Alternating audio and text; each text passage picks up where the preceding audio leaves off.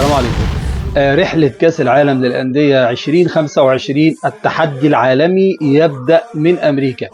فعلا تقام بطولة كأس العالم للأندية 2025 في الولايات المتحدة الأمريكية. البطولة دي تعتبر بمشاركة 32 فريق لأول مرة في تاريخ البطولة. 32 فريق. بيتقسم الفرق دي ل 8 مجموعات. 8 مجموعات بتضم كل مجموعة 4 فرق. يتأهل أول فريقين من كل مجموعة إلى دور، وتلعب المباريات بنظام الإقصاء المباشر، يعني حتى النهائي، يعني من دور ال 16 لحد النهاية المغلوب بره. بالنسبة للمجموعة الأولى ودي مجموعة ضرب النار، ودي صدامات كروية من العيار التقيل. بيشارك فيها النادي الأهلي في المجموعة الأولى إلى جانب انتر ميامي اللي هو ممثل الولايات المتحدة الأمريكية بقيادة النجم العالمي ميسي، وبتضم أيضا نجم لويس سواريز وسيرجيو وبوسكيتس ومجموعة كبيرة جدا من اللاعيبه المحترفه. الفريق الثاني بالمجموعه بيبقى بالميراس البرازيلي، وده بطل كوبا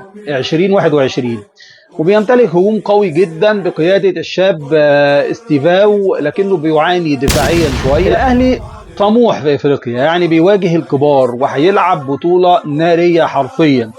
يعتبر الأهلي من أكثر الأندية مشاركة في البطولات الإفريقية وغير الإفريقية الحقيقة بالنسبة للدولة المصرية، وبيسعى لترك بصمة قوية في النسخة الموسعة اللي يبدأ مشواره بمواجهة انتر ميامي في 14 يونيو القادم. تليها مباريات ضد بالميراس وبورتو البرتغالي. المدير الفني الجديد خوسيه ريفيرو، ده الأسباني خوسيه ريفيرو تولى تدريب الأهلي خلفا للسويسري مارسيل كولر. بيمتلك ريفيرو خبرة في الدوري الجنوب أفريقي مع أورلاندو بايرتس.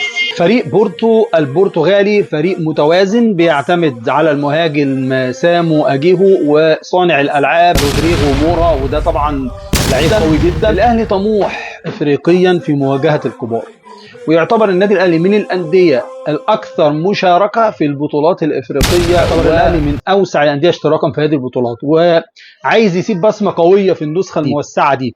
وبيبدأ الأهلي مشواره بمواجهة انتر ميامي في 14 يوليو، يسعى لترك بصمة قوية في النسخة الموسعة اللي بيبدأ مشواره بمواجهة انتر ميامي في 14 يوليو. تليها مباريات ضد بالميراس وبورتو البرتغالي وبالميراس البرازيلي. طبعا المدير الفني خوسيه ريفيرو هو تولى، وطبعا هو اسباني. ريفيرو تولى تدريب الاهلي خلفا للسويسري مارسيل كولر، ويمتلك ريفيرو خبرة كبيرة جدا في الدوري الجنوب افريقي مع اورلاندو بايرتس، ويتميز باسلوب هجومي مرن، وده اللي محتاجه النادي الاهلي مع الكوكبة الجميلة قوي اللي معاه دي. تم التعاقد معاه بعقد لمدة 2 سنين. يعتبر كأس العالم للأندية أول اختبار حقيقي ومحك له مع الفريق، مع النادي الأهلي بالمجموعة والكوكبة الكبيرة اللي معاه من اللاعبين.